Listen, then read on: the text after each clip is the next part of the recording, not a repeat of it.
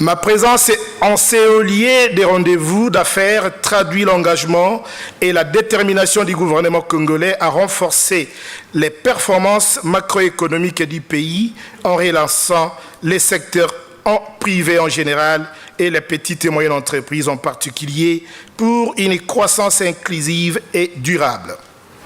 Ce forum a été pour moi une occasion de faire le plaidoyer en faveur des PME, eu égard à leur rôle de véritable canaux de redistribution des richesses nationales et de création d'emplois. Conformément au programme d'action gouvernemental 2015-2016, le ministère des Petites et Moyennes Entreprises en RDC a levé l'option d'y apporter les remèdes appropriés en dégageant 5 axes stratégiques afin d'appuyer les secteurs privés et les PME. Le premier axe portait sur l'identification et le recensement des PME en vue de l'actualisation du fichier national de cette catégorie d'entreprises.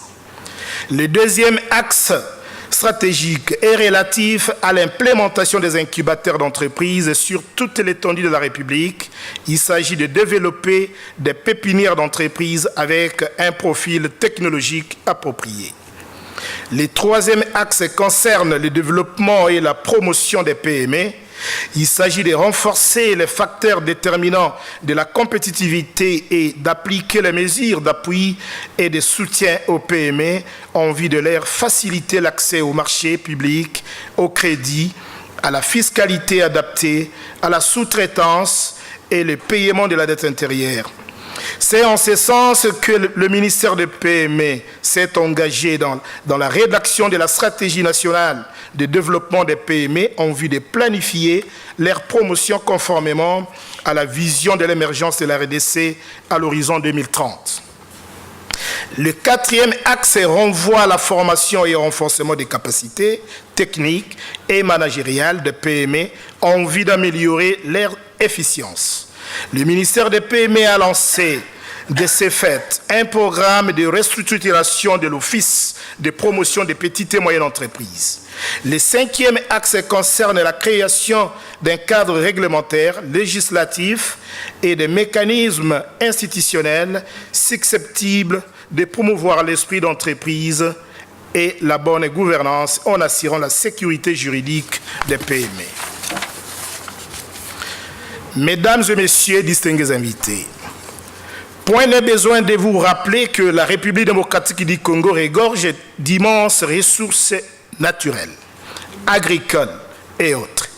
De ce fait, elle offre plusieurs opportunités d'investissement dans divers domaines. À titre indicatif, je citerai les mines, où nous avons le cuivre, le cobalt, l'uranium, or, coltan, cassitérite, diamants, etc., etc. Les bois avec des essences rares comme Wenge, Afomosia. Les hydrocarbures, la pêche et l'élevage, l'agriculture avec l'implantation des parcs agro-industriels à travers quelques provinces dont le parc pilote de Bukangalonzo avec 80 000 hectares dans la province de Bandundu. Le gouvernement a investi 80 millions de dollars américains en fonds propres. Dans le cadre de la transformation des produits agricoles, des chaînes de valeur vont se développer dans les sites. La RDC fait face à un déficit énergétique en raison de la faible fourniture de l'énergie électrique par rapport à une demande de plus en plus croissante provenant principalement des opérateurs miniers, en plus de celle des ménages. Cette situation tributaire d'une demande en forte croissance et à la vétusté du réseau de production et de transport énergétique préoccupe le gouvernement au plus haut point. Ainsi, une série d'actions relevant aussi bien du court, du moyen que du long terme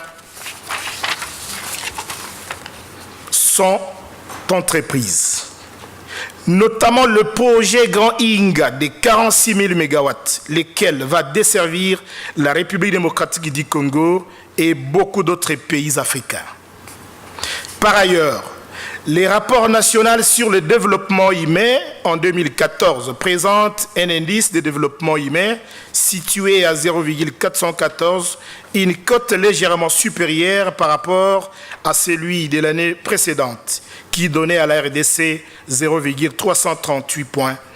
Cela prouve combien la RDC est sur la voie de son émergence. Le taux de croissance de la RDC est classé parmi les plus rapide, plaçant son économie en 3e position au plan mondial par le FMI, le Fonds monétaire international.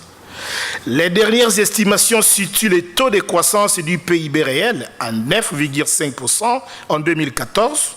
Pour 2015, l'économie de la RDC devrait atteindre 10,5% des taux de croissance. Distingués invités, la République démocratique du Congo offre à ce jour des perspectives économiques très prometteuses. Aussi voudrais-je saisir l'occasion que m'offre ce forum pour lancer un appel aux investisseurs à venir en République démocratique du Congo en vue d'y créer des richesses et bénéficier de nombreux avantages qu'offre l'amélioration du climat des affaires et les nouveaux codes des investissements. L'émergence de la RDC est en marche. Apportez votre pierre à l'édification du passionnant rêve congolais.